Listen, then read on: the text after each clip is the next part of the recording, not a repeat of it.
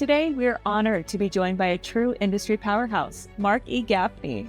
Mark is the founder and president of MEG, a boutique marketing and advertising firm dedicated to serving financial advisors nationwide. He's a 3-time best-selling author and editor, and the dynamic host of Retirement This Week, which airs nationally on ABC, NBC, CBS, and Fox.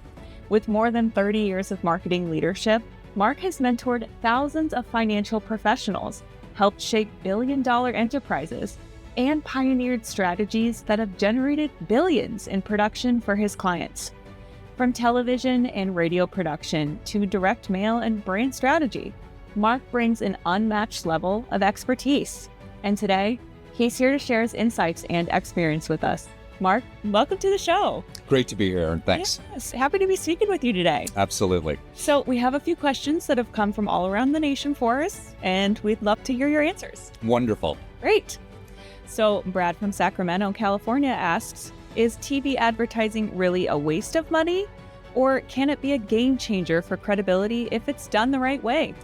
It can be the biggest waste of money ever. And if I had $1 for every time I went to visit an advisor and they said, I don't do TV, I tried it, it was terrible. And then I say to them, okay, may I see the commercials? And then I'll ask them, who did these? And chances are it was done in a local studio, a network affiliate, and they got in there, and that person in there is good at what they do. But guess what, Aaron? Last night or the week before, they were with a baker, and the day before that, they were with a roofer, and the day before that, they were a chiropractor. So they can shoot a pretty commercial, but our industry is niche-y, and the messaging is all wrong. And if we're not going to resonate with those people that we want to call, that is a gigundo waste of money. So what I would tell them is, you have to find a TV person that understands the advisor niche, in particular, marketing to households 55 plus. You got to get your messaging right, which is an elegant message and a strong call to action. And that's what we do for our clients. So when you do it correctly, there is no better way to build your brand in a marketplace, and no better way to attract what I call rock star clients, high net worth couples and individuals, than utilizing TV in your marketplace to garner that type of business. So Karen from Albany asks, when we're running webinars, should we be focused on teaching, selling, or connecting? And which one actually builds long-term client relationships? Karen from Albany, love this question. Okay, first of all, let me applaud you that you're doing webinars. I think this is a necessary arrow in the quiver, and I'm going to tell you why. I can do this to my database. I can do this to the general public. And it's such a minimal investment, potential high return from doing webinars. Now, for my clients that are currently doing live events, this is a pretty natural transition to the small screen, right?